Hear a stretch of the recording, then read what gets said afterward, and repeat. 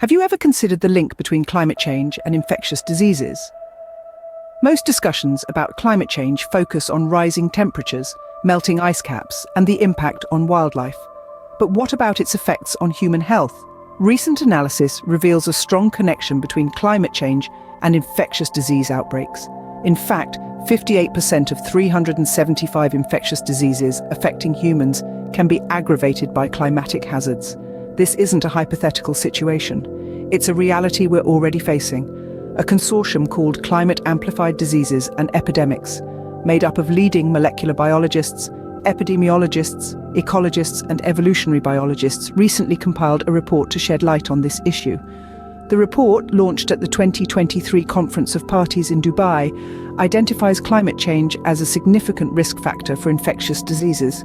Now, you may be wondering, how exactly does climate change aggravate infectious diseases?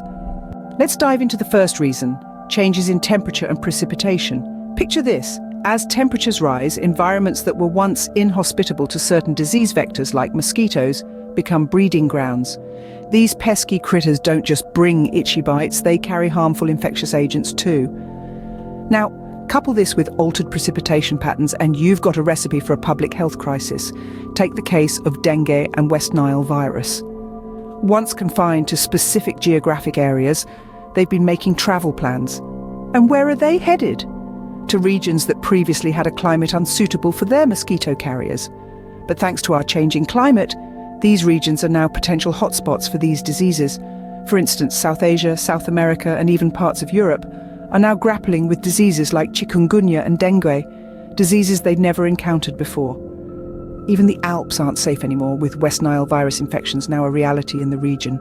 This is just one way climate change is fueling the spread of diseases, but there's more. The second reason is related to extreme climatic events like floods and droughts. These events can trigger a sudden surge in infections. Picture this: a flood sweeps through a city, contaminating the drinking water with fecal matter. This can lead to a sudden outbreak of waterborne diseases.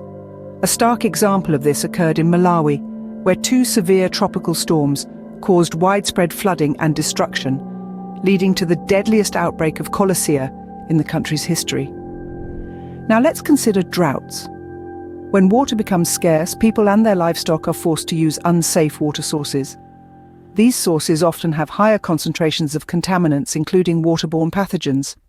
This creates a perfect breeding ground for diseases.